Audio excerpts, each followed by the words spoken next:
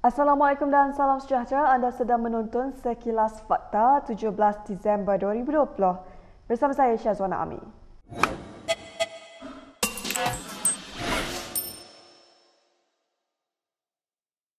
Beberapa anggota Parlimen Kerajaan hari ini mendesak anggota Parlimen Batu P. Prabhakaran dirujuk ke Jawatan Kuasa Hak dan Kebebasan Parlimen.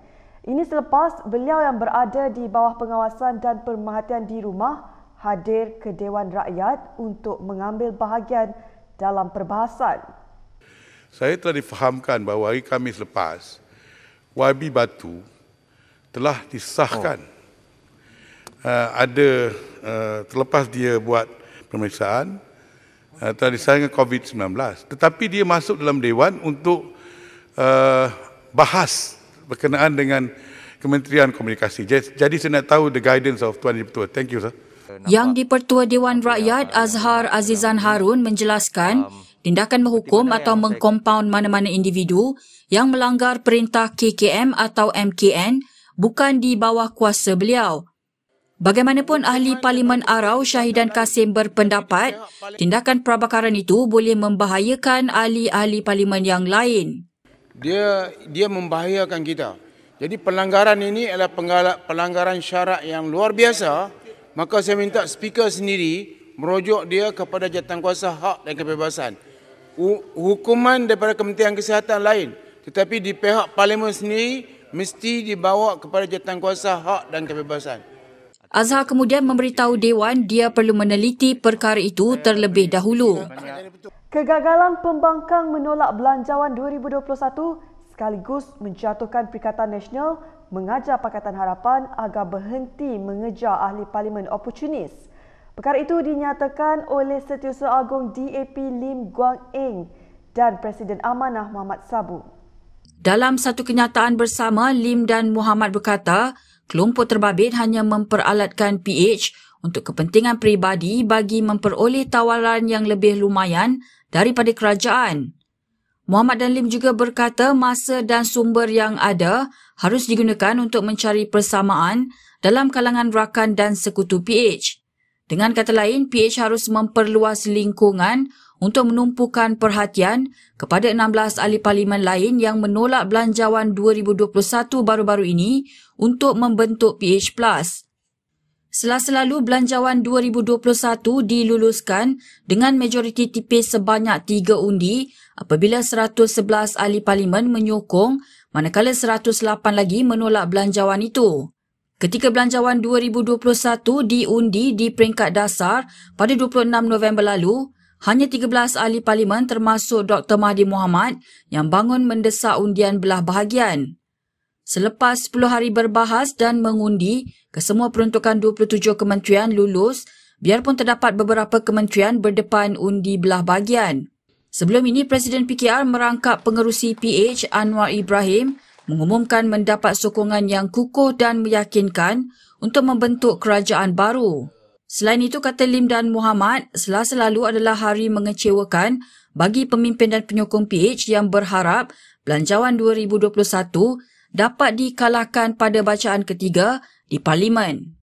Sementara itu, mesyuarat Majlis Presiden Pakatan Harapan yang dijadual berlangsung petang ini dibatalkan dan belum ada tarikh baru ditetapkan. Hal itu dimaklumkan beberapa ahli Parlimen PH kepada Malaysia Kini. Mesyuarat itu sepatutnya diadakan selepas pembangkang gagal menyekat belanjawan 2021 pada bacaan kali ketiga di Dewan Rakyat semalam. Pembatalan itu juga berlaku tidak lama selepas Muhammad Sabu dan Lim Guan Eng mengeluarkan kenyataan bersama pagi tadi. Beberapa sumber dalaman PH memberitahu Malaysia Kini, kenyataan itu menimbulkan rasa tidak senang sesetengah pihak yang mendorong mesyuarat ditangguhkan.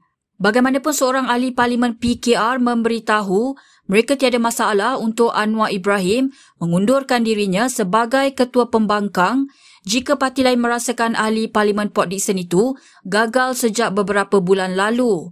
Sementara itu, dalam wawancara bersama stesen radio BFM pagi ini, Presiden Warisan Shafie Apdal memberi penekanan perlunya pembangkang mengemukakan resepi baru menjelang PRU ke-15. Ini merangkumi kepimpinan yang baru dan beliau mengemukakan idea seorang pemimpin pembangkang yang hadir dari Sabah atau Sarawak. Bagaimanapun, ahli Parlimen PKR yang dihubungi Malaysia kini itu menolak kemungkinan PH untuk melantik Syafiee sebagai ketua pembangkang yang baru. Sementara itu, seorang ahli Parlimen DAP berkata, kenyataan bersama Muhammad dan Guan Eng pagi tadi sekadar menggesa PH untuk memperbetulkan langkah dan bukan menuntut kepimpinan baru. Jawatankuasa Kira-Kira Wang Negara PAC akan memanggil bekas Menteri Pertahanan Ahmad Zahid Hamidi dalam siasatannya. Siasatan itu berhubung isu kegagalan pembekalan 6 kapal peronda generasi kedua kapal tempur pesisir LCS bernilai RM9 bilion. Ini merupakan perolehan terbesar oleh Kementerian Pertahanan. Pelantikan kontraktor utama iaitu Bowstead Naval Shipyard BNS Sdn Bhd dilakukan secara rundingan terus. Sehingga Oktober 2020, sejumlah RM6.083 bilion telah pun dibayar dan tidak ada sebuah pun kapal LCS yang telah siap dibina walaupun mengikut jadual sepatutnya 2 buah kapal LCS harus siap dibina dan diserahkan setakat ini. Isu ini telah pun dilaporkan dalam laporan Ketua Audit Negara Lakan tahun 2019 siri 1 Pengauditan Pematuhan Kementerian dan Jabatan Persekutuan. Pengerusi PAC Wong Kah Woh berkata, bekas Panglima Tentera Laut Abdul Aziz Jaafar dan kontraktor utama projek Bowstead Naval Shipyard Sdn Bhd akan turut dipanggil dalam prosiding bulan depan. Selain itu, katanya 7 saksi telah dipanggil, antaranya Ketua Audit Negara Ni Azman Ni Abdul Majid dan Ketua Setiausaha Pertahanan Malaysia Muiz Abdul Aziz. Kegagalan penyiapan kapal LCS ini adalah amat serius kerana ia bukan sahaja membabikan kelemahan dan kegagalan dari segi tapi urus, perolehan dan kewangan, tetapi juga memberikan impak yang serius terhadap keselamatan dan juga pertahanan negara. Kes COVID-19 di Malaysia masih kekal 4 angka apabila 1,220 kes baharu dan 3 lagi kematian diumumkan hari ini. Daripada jumlah itu, 1,214 merupakan kes tempatan dan 6 lagi kes import. Selangor mencatatkan jumlah kes jangkitan tertinggi iaitu sebanyak 368 kes baru, diikuti oleh Kuala Lumpur 297 kes dan Sabah 184 kes. Sementara itu, Melaka mencatatkan kenaikan mendadak apabila 98 kes baru dikesan di negeri itu. Perkembangan itu menjadikan kes terkumpul positif COVID-19 di Malaysia berjumlah 89,133 kes dengan kes aktif sebanyak 14,671. Sementara itu, Kementerian Kesihatan turut memaklumkan seramai 1,297 pesakit disahkan sembuh hari ini.